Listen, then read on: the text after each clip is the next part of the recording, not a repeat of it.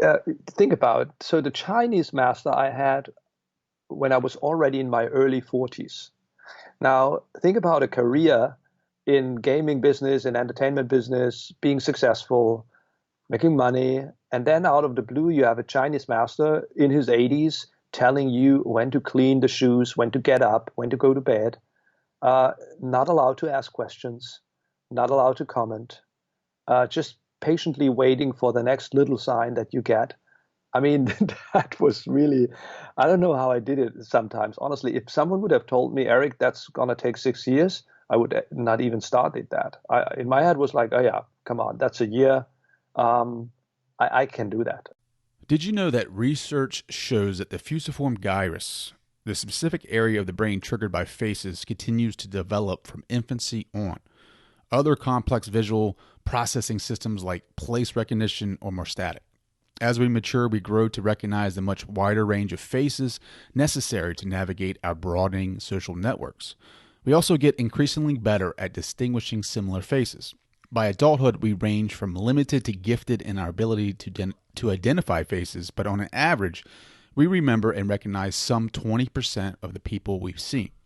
Now, roughly 2.5% of the Americans fall into the low end of the identification spectrum because of face blindness, which may be inborn or acquired through trauma or diseases like Alzheimer's. And then on the other side of that, the opposite of face blindness is super recognition, an extraordinary gift for identifying faces. The estimated 2% of people who are super recognizers may memorize and recognize as many as 80% of the faces they see. That is insane. This is fascinating science. I read this because today's guest, Eric Standop, is a face reader. He does this for a living, and his story is amazing. I'm excited about it. So let's get this thing started. Let's get after it. This is Your Superior Self, episode 99. Read the Face with face reader Eric Standop.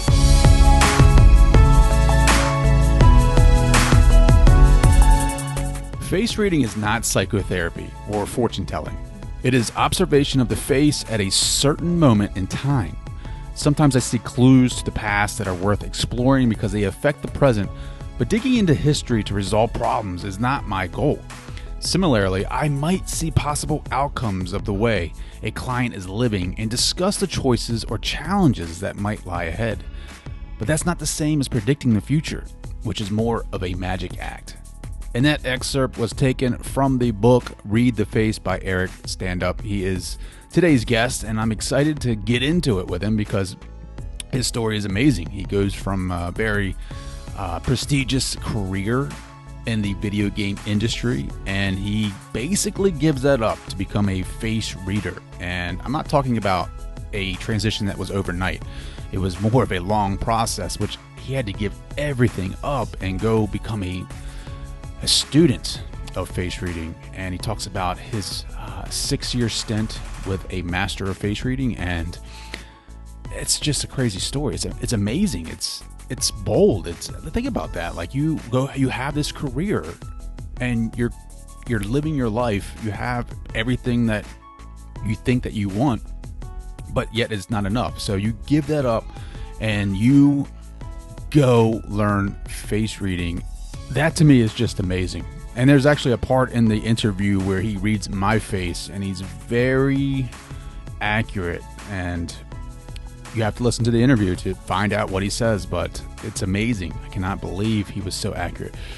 But before we get into the interview, Superior Nation, I want to introduce to you guys a new brand that I'm trying to develop. It's a community brand, and it's titled Built in the Dark. You can use the hashtag Built in the Dark on Instagram and tag me in it because I want to see your side hustles.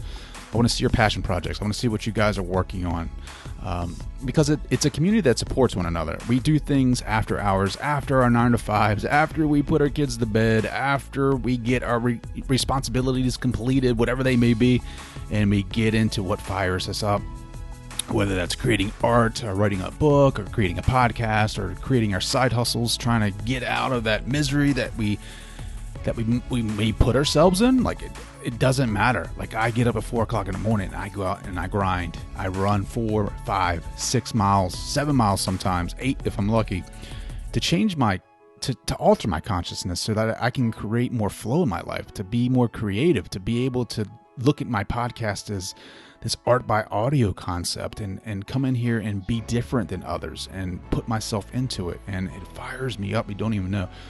But I do that in the morning when no one else sees. There is no finish line. There is no trophy. There is no celebration, because I know at the end of the day that I'm making myself better.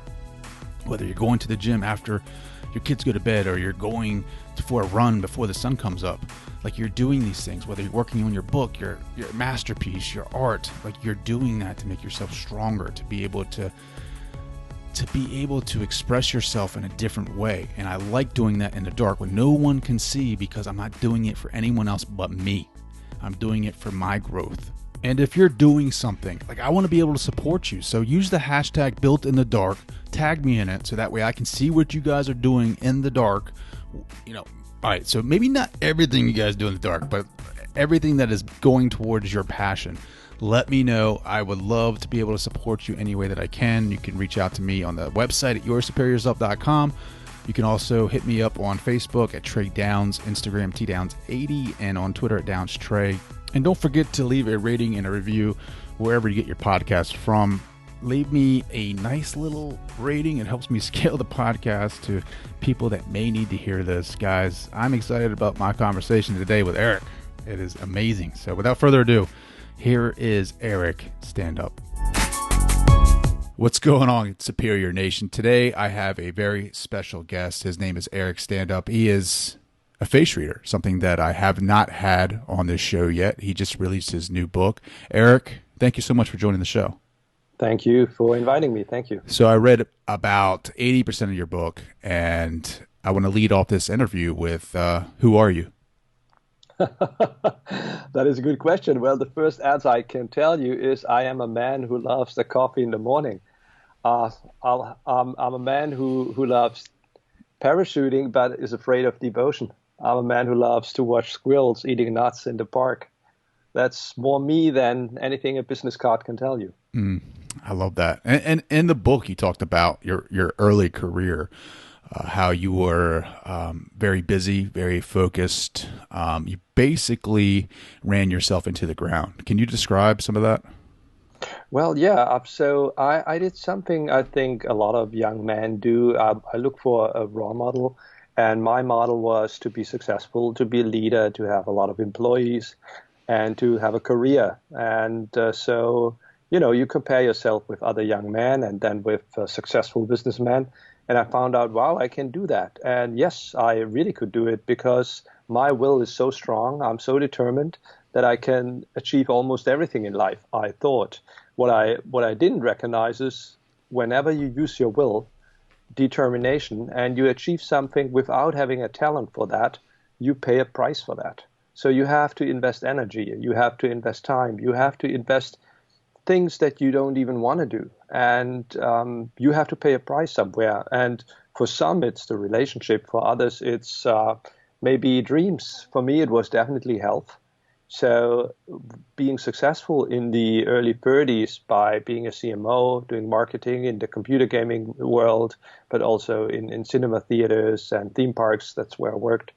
It was colorful, but then it was very often frustrating because I couldn't really celebrate what I was doing. It was more like, I get my confirmation from my check by the end of the month, or by people telling me, wow, Eric, wow, that's great. What are you doing here? Wow, I can't believe it. Or by counting numbers of employees that I had. But it didn't really satisfy me. Neither did it make me happy. So my body reacted. And the first reactions you could relate on anything like, oh, I eat the wrong thing. You show allergies, you have skin issues, and you just don't think about a little bit further. Why does that show up? And so at the age of 34, I had my first burnout. Well, burnout for a lot of people is a kind of a mental issue, maybe an early midlife crisis, but that was not the case. The burnout was a sign of the body to show, no, it's not this way. You should do something different. And the first burnout was not really a serious one. I recovered in between 4, 5, 6 months and got back on the track. And because I'm not totally stupid, I'm a little bit clever. I told myself, wow, I think I overdid. I did too much in my business, like 14 hours a day working. Really? Is that what you want to do? Traveling between all the cities? And yeah, so I recovered and got back into a new job that was the gaming business. And I thought to myself, okay, take it easy. Take a job where you have to maybe write once or twice a press release a week, and you have 2, 3 people working with you together, and that's it. And the rest of your time, you do hobbies or you lay back. But honestly, this is just what I couldn't do. I had no hobbies because I just had no idea what to do with myself. So the only thing I could do with myself was the business, and I got deeper in it, more responsibilities, more employees, and I'm on the same track again with, in the end, 14 recognized health issues by doctors of different kinds, specialists. You could sum up like a new burnout, a more serious one, and that was more or less the entrance to what I do now. Mm. So now you are a face reader, right? Is that how you title it? Well, this is how I have to title it. The reason is, if I announce myself, I'm Eric the advisor, the first question is, what do you advise, or how do you advise, or, and of course, it's a little bit of a marketing tool as well, although it's a stupid one, by the way. If you say you're a face reader, for the most of the people, you are a screwed person, you are kind of a psychic, or you are just strange. And yeah, for I'm doing it 15 years, and I can guarantee you for the first 6, 7 years, people thought I don't know, from the esoteric world, who a psychic, a palm reader, a fortune teller. They have no idea what face reading really means. And it's so much deeper than that, right? So it's an art that's been around for forever. And you talk about that in the book, how you started your career in this. It was actually a trip, I think, in South Africa, where you met a face reader in a bar or a pub, and you were very skeptical, and he basically read all of your health issues from your face. Exactly. So I love the fact that you say it's an art, because it is definitely the oldest language of people. So to read others' faces was the first way to communicate. And we still do that. Everyone is a face reader. Everyone reads faces, although we deny, but subconsciously we do. We don't look on the shoulder or on the knees of someone. We look in the face and try to get answers, information, anything outside verbal words. And, languages started really to develop 30,000 years ago. The Homo sapiens is 300,000 years old. So there was a long time span where we communicated via the face. Now, first, it was an art, of course, because when did science start? Science started around 1850, something like that. Maybe it started earlier. But nowadays, people start to rethink and compare what has been said in face reading and what of that is science.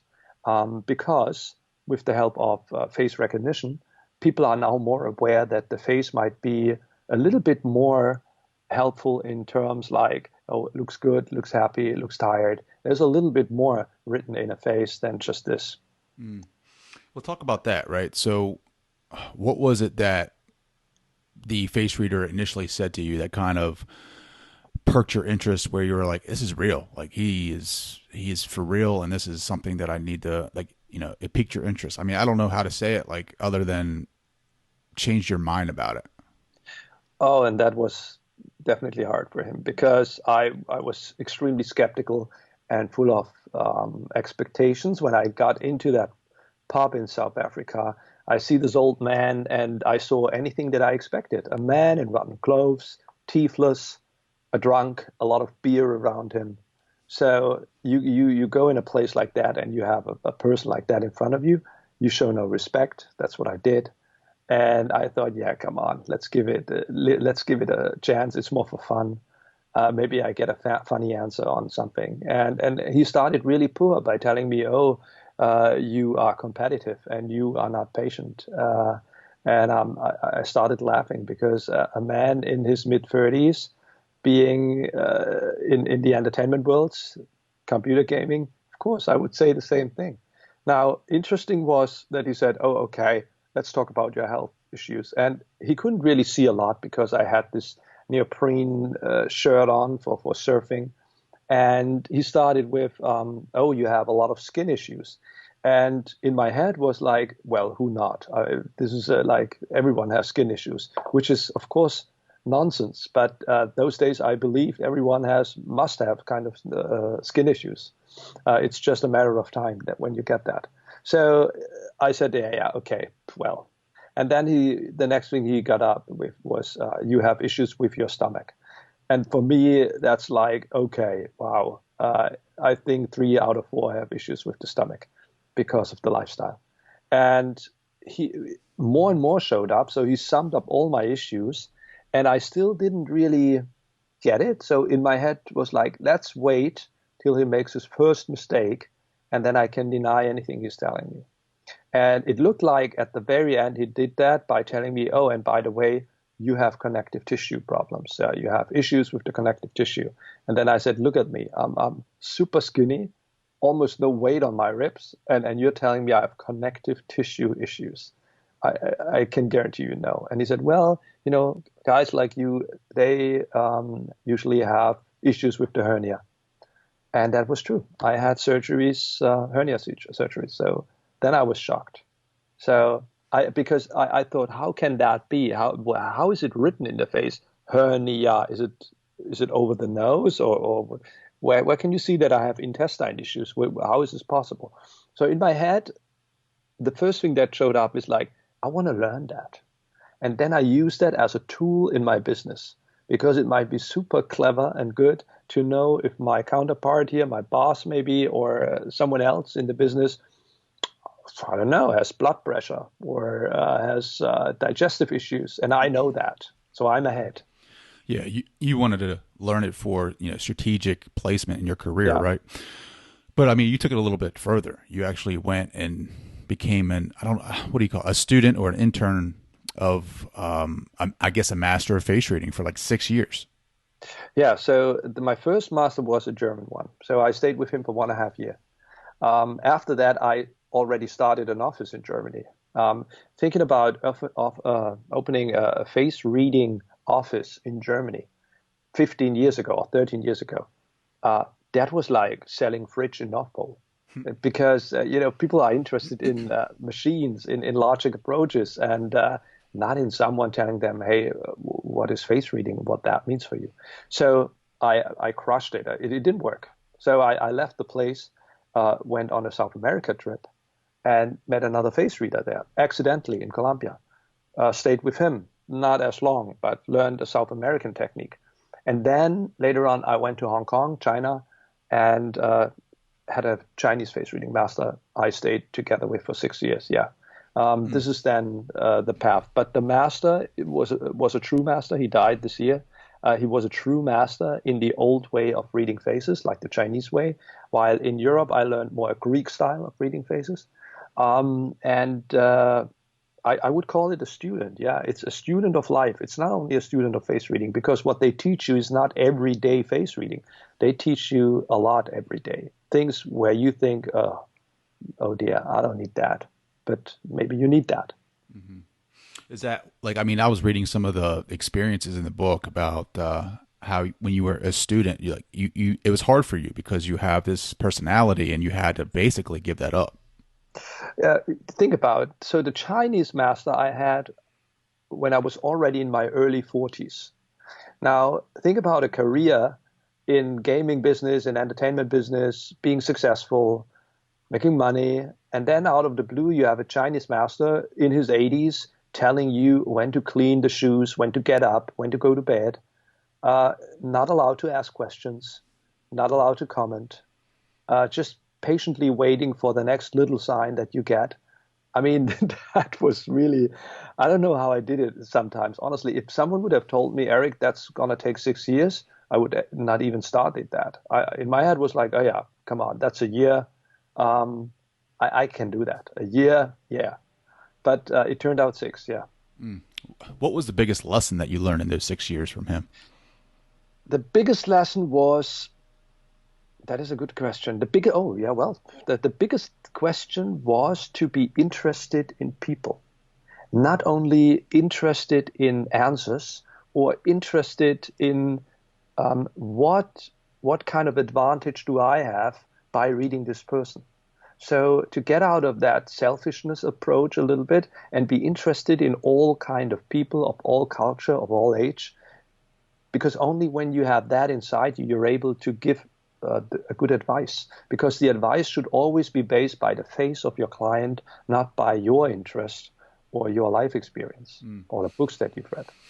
And it's tough. I think it's tough. I mean, when people communicate, you can see it in their eyes, right? Like, I mean, communication's 20% verbal, 80% nonverbal.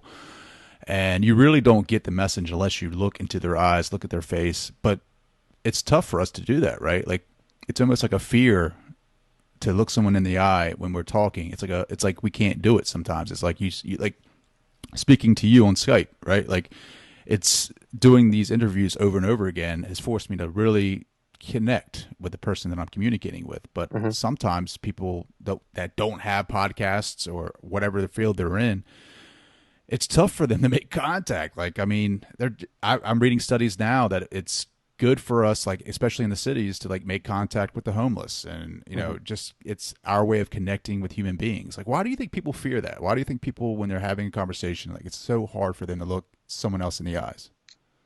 I don't think we have a general answer for that, but there are maybe two, three headlines for it. First of all, we have the saying, the eyes are the window of the soul. When you say something like that, you are already esoteric. So let's say the eyes are the window of the brain, because the eyes connect via the optical nerve with the brain. And so anything that goes on in your brain is visible in your eyes if you just know where to look at and how to translate what you see. I do think we all make eye contacts. It's more a matter of how long do we do eye contact. So we get uncomfortable after 20 seconds of eye contact, definitely. Some earlier. But there are different reasons for that. One reason could be energy. So why? Well, when we look in someone's eye, we establish a kind of an energy between the two. We connect. Maybe we don't want to connect with this person because subconsciously we feel this person is stealing my energy, is an energy vampire. Or I see this person and I don't want to give this person energy. Or we feel when I look in this eyes, it means that this person is taking control of me. Could be also. So we just don't want to do that because we feel subconsciously eyes are a powerful tool. And it might be for different reasons why we don't do that. But on a good thing, the eyes are also healers. So, for example, when I have relationship face readings, so a session with a couple, I usually let them look into each other's eyes. Because when you have issues in your relationship, the best thing you can do is once a week to look into each other's eyes for 5 minutes without any noise from outside, without any music, nothing disturbing. You look into each other's eyes, and that connects you on a deeper level.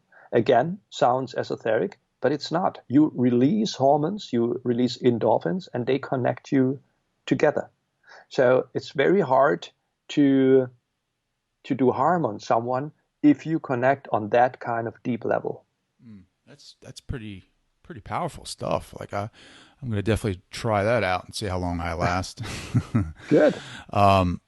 Do you find yourself like going out in public and, not unconsciously, but just by habit, reading people's faces?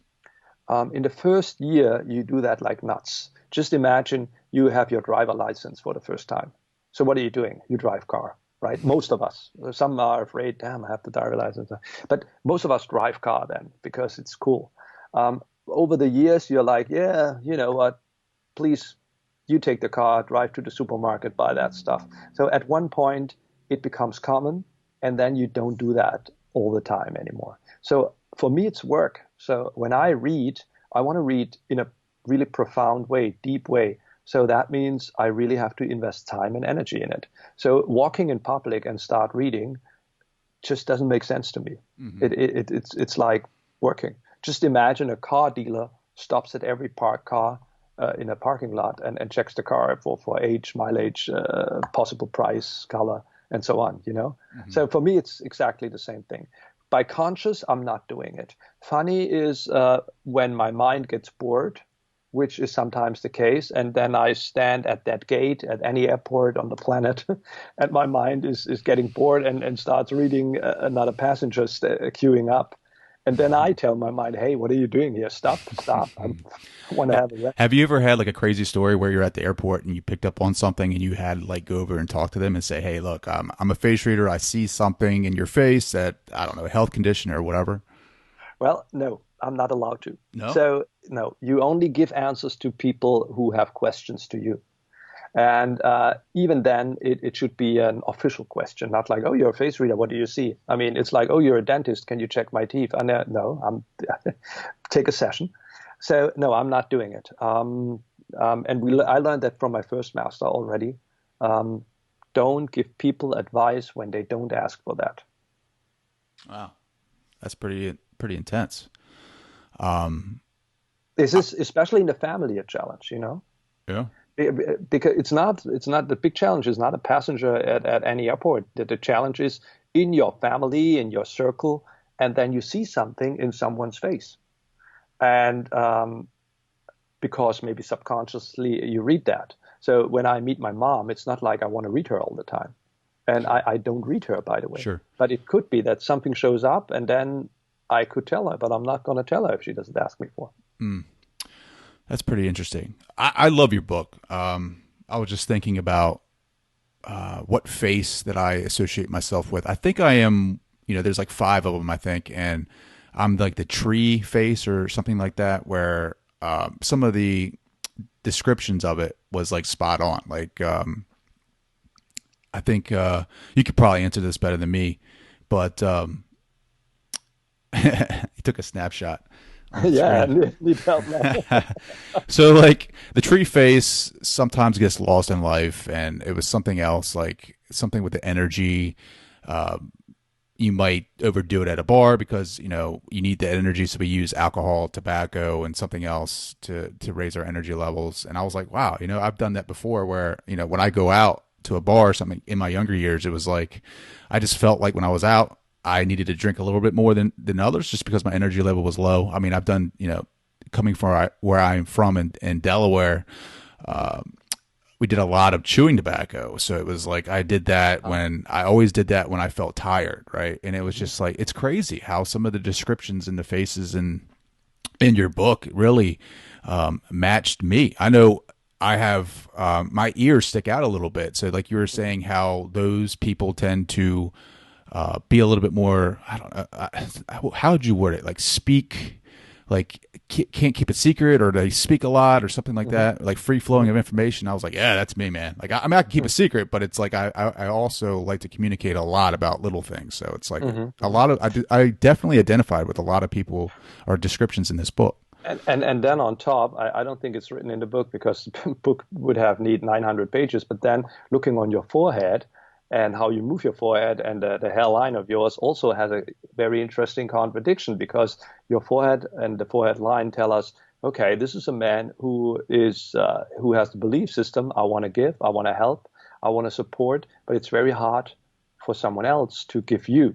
So you're good in giving, but hard in receiving. That's true. And you also have this belief system of very contradictive. I love stage, but I'm shy. And the interesting thing is that is usually a person who wants to deliver a message, but not himself. While nowadays, a lot of people love stage because they can present themselves, and they use any kind of information to highlight themselves. But you are more with that face interested in the message and not in presenting yourself. So that is also an interesting mix then that you offer to the people here. Yeah, that's interesting. And it's not, you don't act like that because you have that face. Your face developed because you are like that. So it's always this way. You're absolutely right. That's why I love the podcast, right? Like it's, I'm presenting the message, not not me, right? Like, but that's an interesting reading. I mean, what was the first thing you said about me not receiving? A good giver, but hard in receiving. that's pretty intense. It's hard to receive. I mean, for me anyway. And you got Not for that the for most people. yeah, you got that For the from my most people, forehead. Like you got that from my forehead area. yeah, yeah. I mean, I have a very small sky picture here right in front of me, Hmm. but yeah, it's the way how you move the forehead and the hairline on top of it says exactly this. So the hairline of yours is called in face reading, in the Chinese face reading, the widow's peak. Hmm. And it's called the widow's peak because you act like Chinese observed widows 3,000 years ago. And so you have some behavior like a widow 3,000 years ago in China. But the way how you move the forehead then, I know is how you execute it. So the forehead is a lot about how you think because it's directly connected via the facial nerve with your brain.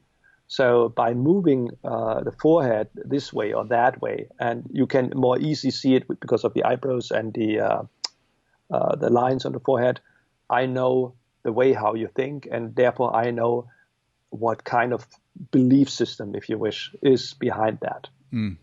So when you identify these traits or these, I guess spirit, not spirit, is it spiritual too? Like, can you identify that kind of stuff? Like, or is it just kind of behavior? That is a good question. I think that's I need a philosophical answer for that. Yeah, Mm. because I don't think we have a general answer on that. It would also depend on what kind of face reading method you would use. I mean, I learned 8. Some of them, I would say 3 are spiritual, while 3 are extremely logic, Hmm. and 2 are a grayish zone, a little bit of all, more like a philosophical way to read people. Yeah. Mm. When we read people, we always, as a face reader, we are not pinpointing things. We do, especially when you have an issue, but in general, we look for contradictions because contradictions make you individual. And I learned from my Chinese face reading master who always told me, Eric, don't trust people. I trust more people than he did, but don't trust people who have no contradictions. Mm. Because when you have no contradictions, then you are so specialized, fanatic, extreme in one way that you are not able to compromise in any other way. Because when you have contradictions, you always have a little bit of a connection to someone else. Here with him, here more with her, and that makes you more human. If you have no contradictions, it's really hard. And people are polarizing at the moment, everywhere, everywhere. You're not a fan of my sports team? Oh, wow, who are you? You're not voting for the same party? What are you doing? And so on and so on. That was different in earlier times because people have been more interested in someone else. And nowadays, if you're not from the same tribe, I'm no longer interested in you. What is that? Contradiction. So I think a lot of people, and I love your gift, right? Because I didn't even think about that contradiction. Like I've been searching for my meaning for a while now, and I get distracted by things, and I do want to get that message. I want to get a message out to people to better themselves, to work on themselves, that they can improve who they are by self-development, going back to school, working on them, just you as an artist, you as an individual. And for me, it's been a long journey, just because it seems like through that journey is how you learn who you are. And I'm learning to appreciate the art that I'm creating, to be in it, and I can improve through creativity, right? Like, and to do that, I have to do little things, right? Like to draw a piece of art, to do a podcast, to do meditation, to different things to build that creativity, and that creativity overflows in different aspects of my life, and it helps me and improves me. And it's taken me a long time, over a year now with the podcast, to realize that. And it's helping me appreciate things more, appreciate my relationships with my children, to not be in a rush all the time, to be patient, to appreciate who they are as an individual, to really take in their presence, to take in our conversation. Like right now, me appreciating you and taking in your essence and being in that and appreciating that and being thankful for that. And it's tough when you don't have somebody like a face reader to tell you that. So the contradictions, it's like, wow, like I thank you for bringing that up. Thank you for, bringing that contradiction up when I was speaking, like, because I don't have that technique of being able to read a face. I don't have somebody, an advisor, telling me what I'm doing wrong or what I'm not doing right. And I think the public, we're just so focused on, I don't know. It's like the new technology stuff. We're so focused on the society, like these ancient arts like face reading. Well, first of all, you have this advisor all around you. It's your kid, or maybe you have kids. This is the first advisor of yours, because kids are telling you if something's wrong with you, and they act in a very strange way when you are not in your balance. And this is the first kind of advice. And if you are happy, if you're lucky, then your partner, your wife, is your advisor as well, because you and her together in perfect harmony, that is a great balance. And if something is out of balance, she might be allowed to tell you. And then you have the inner advice. So whenever you look into a mirror, and look carefully on your face, like just for 2 or 3 minutes, you will see things that you might not know by vocabulary, like this sign means this sign means that. But subconsciously, you get a stimulation and you get to know yourself a lot better as well. The first thing that we have definitely to learn is to appreciate our contradictions and not to fight them. So, for example, another contradiction of yours, and I can relate it quickly to where it can be seen. So the tree, for example, is always a person, a tree face, who wants stability, wants to be rooted, grounded. That's typical for a tree. But the tree might have to wait for that, because not every ground might be the right one to get grounded or rooted.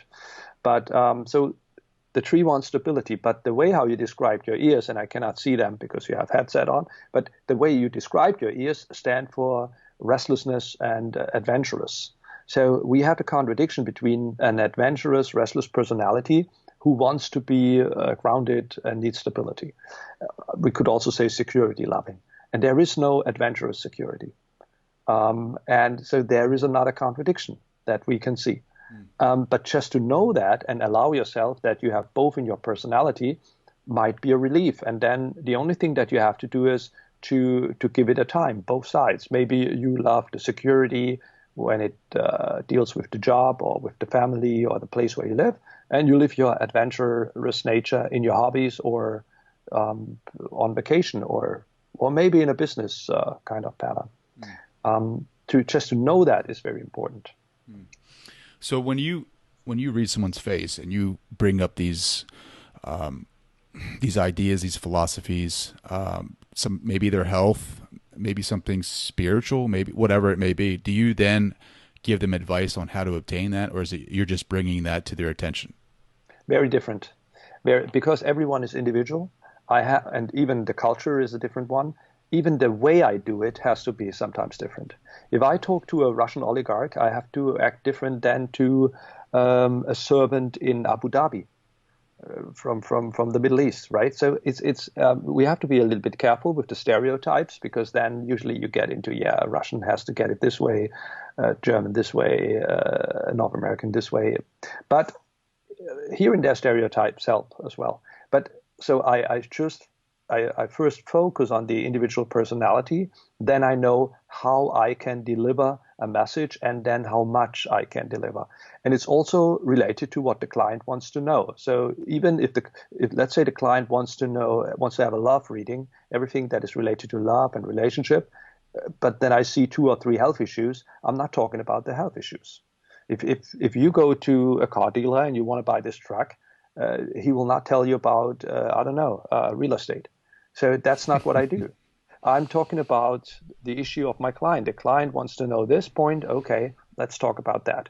How and how far really depends on the client. My advice then, I have to be careful with, because the advice has to be given by the face of the client, not of what Eric experienced somewhere. So what's good for me might be not good for that person, although we might have the same issue. So let's say someone is super restless. So, for example, for me, meditation would be good.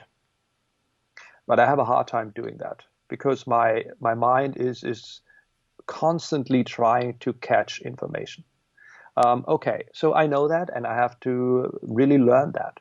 While someone else I can see has the same restless mind, is also investing a lot in information, but I just see that that person, that stage of his life is just not made for meditation.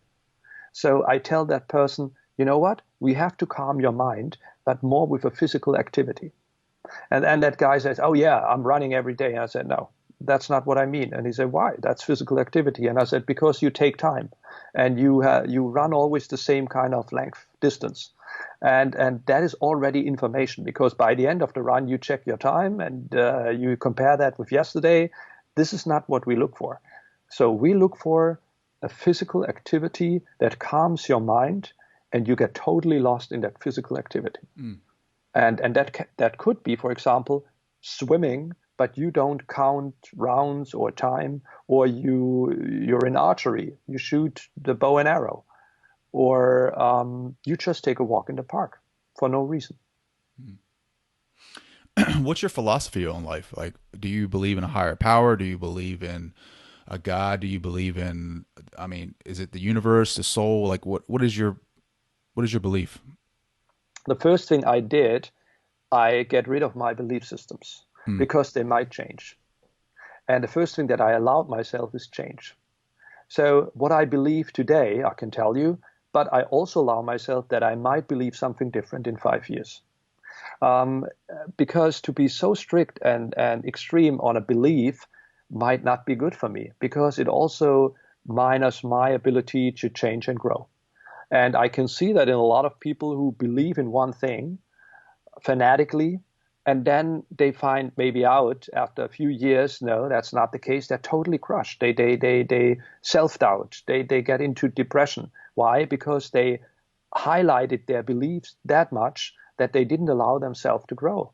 And if any religion allows you to grow, and it's very interesting that we, even when we're in one religion, we restrict ourselves. It has to be this way, written down that way by someone else, by the way, not by any God, by another person. And it has to be this way. Well, who knows if this guy believes the same thing? I give you, first of all, an example that is very out of the religion box. Let's talk about Jung, the psychologist. He wrote a lot of books about psychology and so on. This is what people study at university about psychology.